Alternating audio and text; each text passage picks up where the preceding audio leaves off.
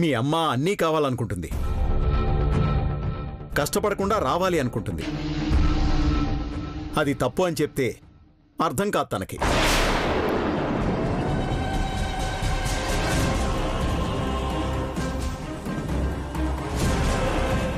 సరే సరే, జరిగిపోయిన దాని గురించి ఎందుకు? కార్మికులకు ఎవరైతే మంచి చేస్తారో చివరికి వాళ్లే ఆ స్థానంలో కూర్చున్నారు. ఇంతకంటే కావాల్సిందేముంది?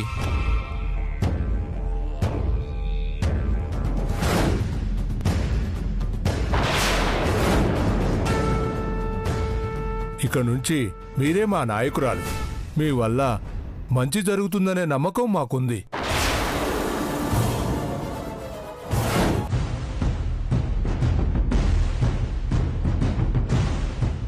ఇంతకాలం అవకాశం కోసం చూశాను.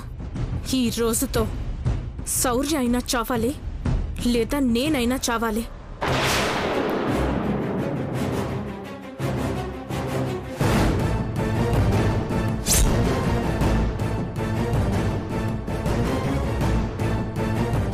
ఇక నుంచి మన చేనేత కార్మికులకు ఏ సమస్యలున్నా అనుపమకి చెప్పుకోండి.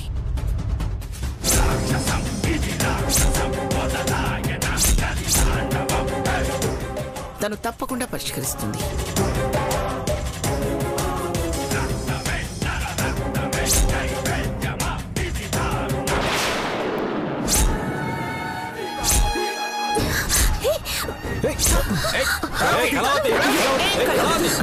ఏం చేస్తున్నావు? కళావతి కళావతి కళావతి కళావతి కళావతి కళావతి కళావతి కళావతి కళావతి కళావతి.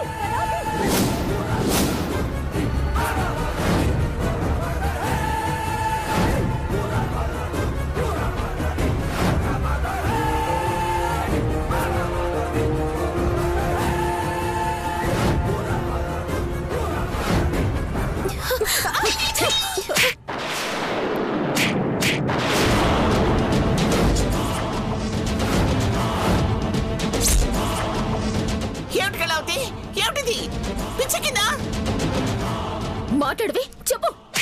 కళ్యాణి,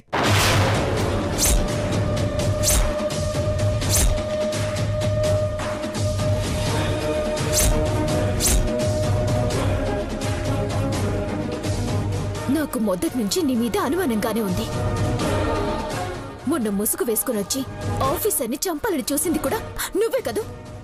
అవును, నేనే నేనే నేనే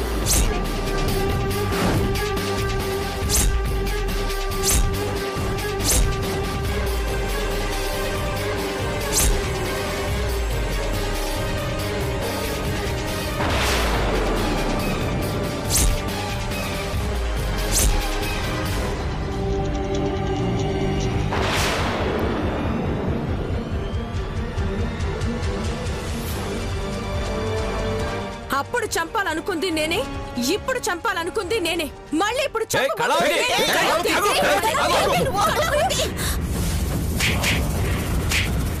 వదినా,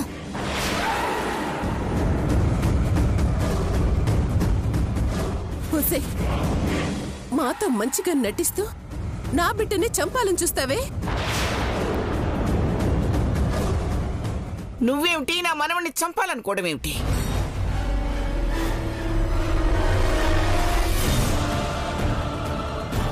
నీ మనవడు మా నాన్నని చంపాడు.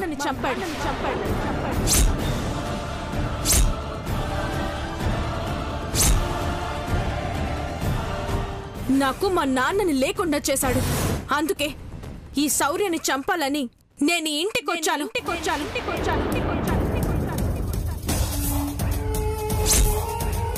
నా ఇంటికొచ్చి నా బిడ్డని చంపాలని చూస్తావా? నిన్ను బతకనివ్వకూడదే, నిన్ను బతకనివ్వకూడదు. శౌర్య, ఆ తుపాకీ తీసుకొచ్చి దీన్ని కాల్చిపారే. అమ్మా నువ్వు ఉండమ్మా.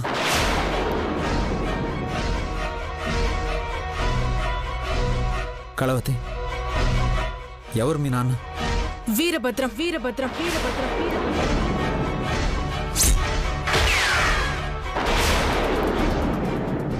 ఎన్కౌంటర్ చేసి మరీ చంపావు కదా, గుర్తులేదా?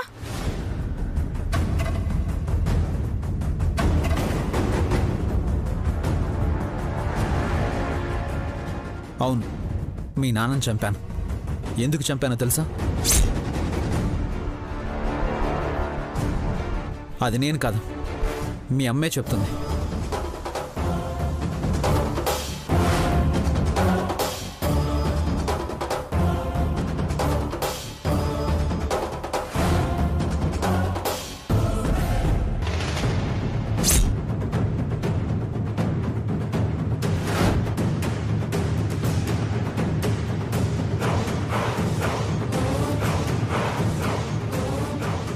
నిన్న ఆ రోజు ఇంట్లో చూసినప్పుడే భయపడ్డానే, ఇలాంటిదేదో చేస్తావని.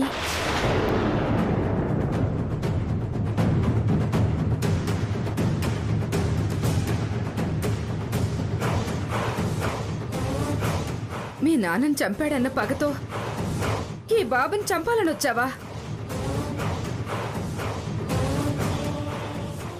మీ నాన్న ఉత్తముడైతే చంపలేదే.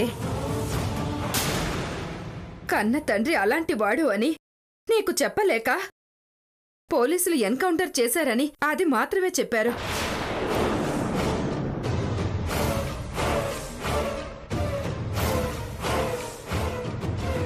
నిజానికి నీ తండ్రి వయసు పిల్లల్ని బొంబాయికి తీసుకెళ్లి అమ్మేవాడు.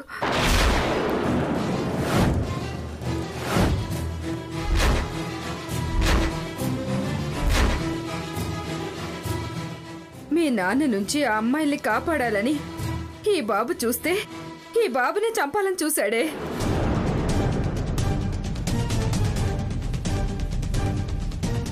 ఆత్మరక్షణ కోసం ఈ బాబు మీ నాన్నని కాల్చేశాడు.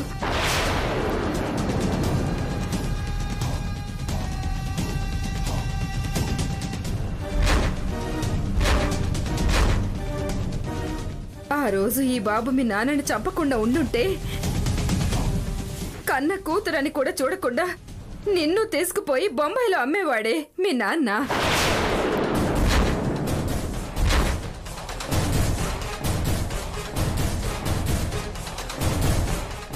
అంత దుర్మార్గుడేవాడు.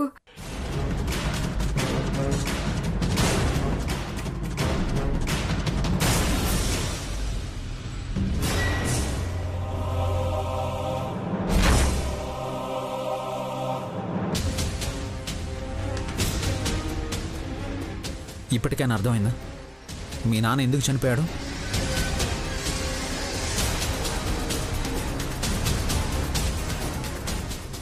నన్ను క్షమించండి. మా నాన్న అంత దుర్మార్గుడని తెలియక నాన్నని చంపిన మిమ్మల్ని చంపాలని మీ ఇంటికొచ్చాను.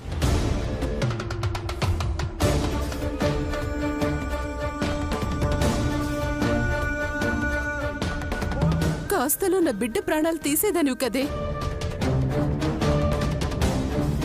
అమ్మా, నిజం తెలియక తను తప్పు చేసింది. తప్పు తెలుసుకున్నాక కూడా శిక్షించకూడదు.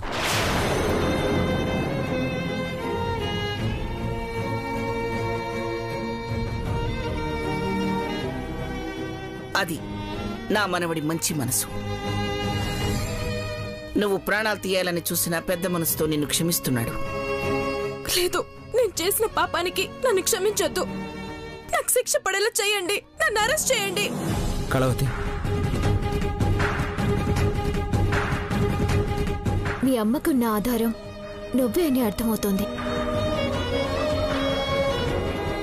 నువ్వు జైలుకి వెళ్తే మీ అమ్మ పరిస్థితి ఏంటి అని ఆలోచించవా? అందుకే ఆవేశంలో నిర్ణయాలు తీసుకోకూడదు. ఇక నుంచైనా మీ అమ్మని బాగా చూసుకో.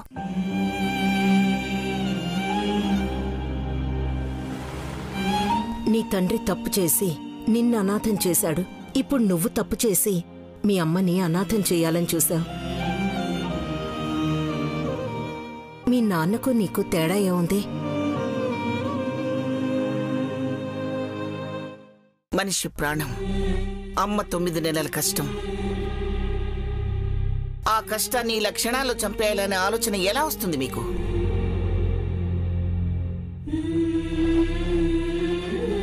మీలాంటి మంచి మనుషుల్ని బాధ పెట్టాను. నన్ను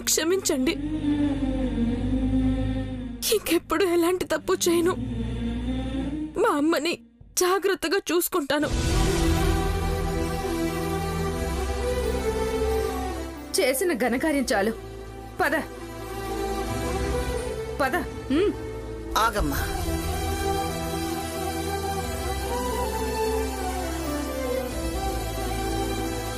మాకు చెడు చేయాలని వచ్చిన మా మనిషిగా ఎన్ని రోజులు ఇక్కడే ఉంది. ఇప్పుడు మనసు మార్చుకుని వెళుతుంది కాబట్టి ఇప్పటికీ ఏంటి ఆడపిల్లగానే భావిస్తున్నాం. కళ్యాణి,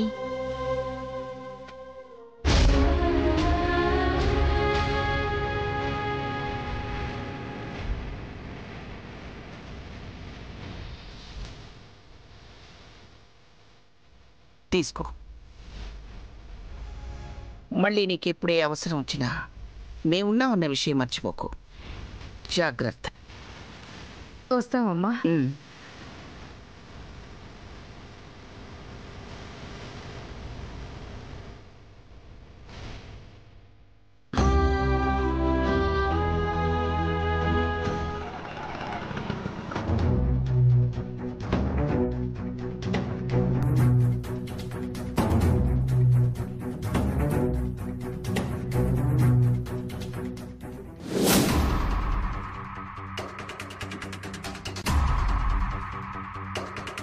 ఏంటి శామ్, అమ్మేంటి పట్టపగలే తలుపులేసుకుంది?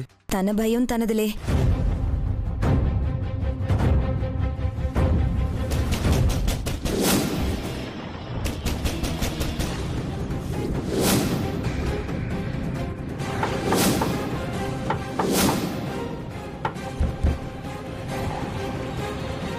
నా కోసం ఏడదాకా ఎవరొస్తారు? ఇదేదో పాతిళ్ళు కదా అని అద్దెకు తీసుకున్నాను.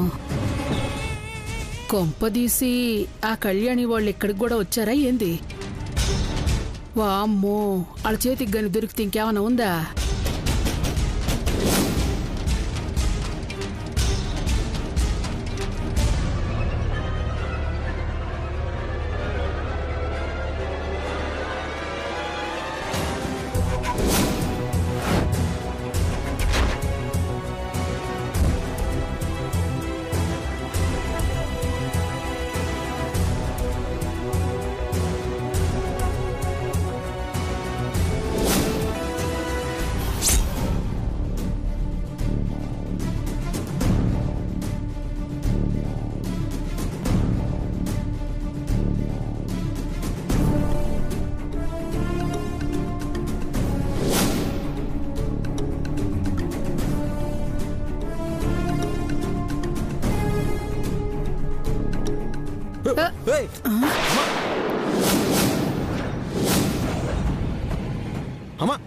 సిద్ధు, నేనేనమ్మా. నువ్వంట్రా? నేనెవరు అనుకున్నాన్రా? ఎవరో అనుకుని నా తల పగల కొడితే ఎలా అమ్మా? నిజం చెప్తున్నా, నేను నువ్వు అనుకోలా. వచ్చేసినా ఇడిసేసినారా లేకపోతే పారిపోయి వచ్చేసినావా?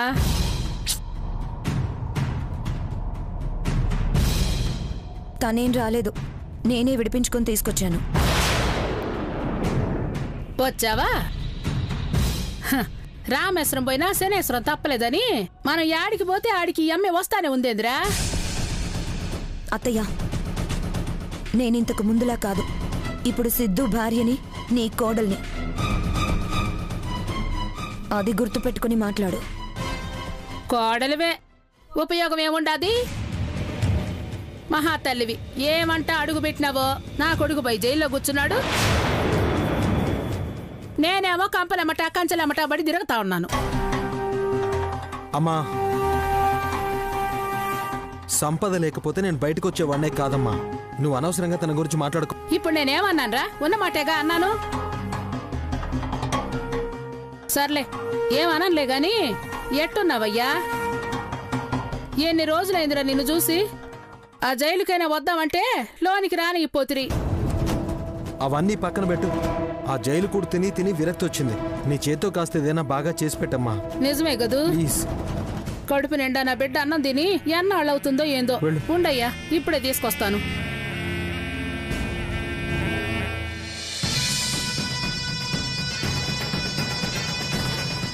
శామ్, ఇంకా మనం వాళ్ళని వీళ్ళని నమ్మేసి ఆ శౌర్య వెంట కళ్యాణి వెంట పడ్డం, వాళ్ళని దెబ్బతీయాలనుకోవడం కొంచెం కష్టమేమో అనిపిస్తోంది.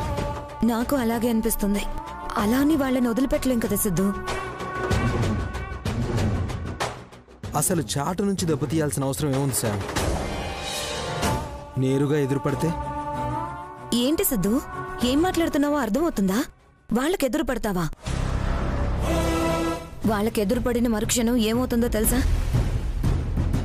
ముందు వెనక ఆలోచించకుండా నిన్ను నన్ను ఇద్దరిని చంపేస్తారు. నువ్వు అన్నది నిజమే శామ్, ఆ విషయం నాకు తెలుసు. నువ్వో నేనో వెళ్తే చంపేస్తారు, అలాని ఇద్దరం వెళ్ళినా చంపేస్తారనుకో. ఒకవేళ ముగ్గురం వెళ్తే? ముగ్గురం యాడికి రా బొయ్యేది? మీతో పాటు నన్ను కూడా దేశపోదావనా? ఏ వాళ్ళ చేతుల్లో నన్ను కూడా చంపేద్దాం అనుకుంటున్నారా ఏంది? అరే సిద్ధు, మీ ఇద్దరు ఆయుష్ ఓడి చేతుల్లోనే ఉంది. ఎట్టాగో చేస్తారు కదా అని మీతో పాటు నన్ను కూడా తీసుకుపోదామని అనుకుంటున్నారా ఏంది? బుద్ధిగా ఓడి కంటికి కనపడకుండా ఉన్నారంటే మీరు బతుకుతారు, నేను బతుకుతాను. కాదు కూడదని పోతామంటారా? మీరు బోండి, నేనైతే రాను. నువ్వంత కంగారు పడాల్సిన అవసరమే లేదమ్మా. మా జోలికేం రారు, నీ జోలికి అస్సలు కూడా రారు. అట్నా? ఎందుకు రారని కదూ? మీ అమ్మని కదా, నన్నేమైనా ఇడిచిపెడతారా ఏంది? చేతికి దొరకాలే గాని తొక్కినారు తీరు నన్ను. నా లెక్కలు నాకున్నాయమ్మా, నువ్వేం మాట్లాడకుండా వెళ్ళి వంట పని చూడవా ప్లీజ్? ఇదిగో నేను ముందే చెప్తా ఉండా, మీతో పాటు నేనైతే రానయ్యా, నా వల్ల కాదు. నువ్వు రావాలని నేనేమన్నా చెప్పానమ్మా? నువ్వు రావాల్సిన అవసరం ఏం లేదు. మరి ఆ మూడో మనిషి ఎవర్రా? ముగ్గురం పోదామంటివే. ఎవరు ఏంటి అనేది ఇక్కడ కాదు, అక్కడికి వెళ్ళిన తర్వాత తెలుస్తుంది. ఏడు చెప్పకుండా ఆడికెళ్ళాక తెలిసేదేందిరా? అన్నీ ముందే చెప్పేస్తే ఎలా అమ్మా? కొన్ని చెప్పకుండా తెలుసుకుంటేనే మంచిది. అదేంటి సిద్ధు, ఆ మూడో మనిషి ఎవరనేది నాకు కూడా అర్థం కావట్లేదు.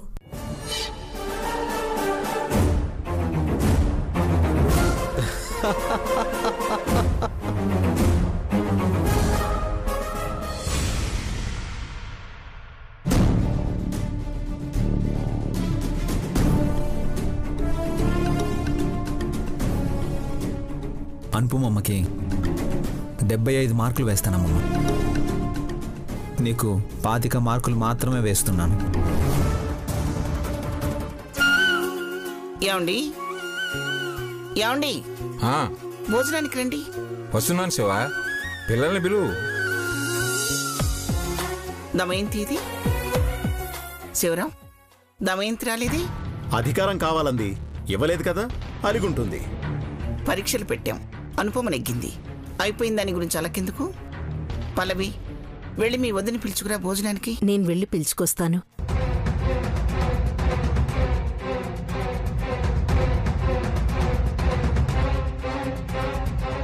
దమయంతి, అందరూ భోజనానికొచ్చారు, పద భోంచేద్దాం.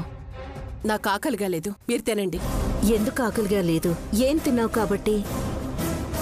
రా భోంచేద్దాం. నేను రానని చెప్తున్నాను కదా, నాకేం అవసరం లేదు. అమ్మా, మీరు పిలిచినా మా వదిన రాదు. ఓడిపోయిన వాళ్ళకే తెలుస్తుంది ఓటమి బాధేంటో. తిండి పట్టదు, నిద్ర పట్టదు. ఈ దిగులతో మా వదిన ఇలా ఎన్ని రోజులుంటుందో ఏమో. దమయంతి, ఈ పదవులు సంఘాలు ఇవన్నీ బయట, ఇంట్లో మనందరం ఒకటి. జరిగిపోయిన దాని గురించి ఆలోచిస్తూ ఇంట్లో నువ్వొక్కదానివే ఇలా ఉంటే ఏం బాగుంటుంది చెప్పు?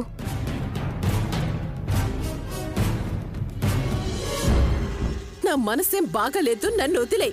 ఎందుకు బాగుండదు? ఏం జరిగిందని? నువ్వు నాయకురాలు అవ్వాలనుకున్నావు, అది కుదరలేదు. దాన్ని అంతటితో వదిలేయాలి గాని ఏంటిది? అయినా ఏం లాభం? ఇప్పుడు అధ్యక్షురాలి పదవి మీదే కదమ్మా. అంటే అమ్మా, అది నా మాట కాదు, వదిన మాటలు. ఏంటమ్మా రానంటుందా? చెప్పాను కదా తను రాదని. కడుపులో కాల్తే అదే వచ్చి తింటుందిలే. నువ్వు రామ్మా. ఛీ, అంతే.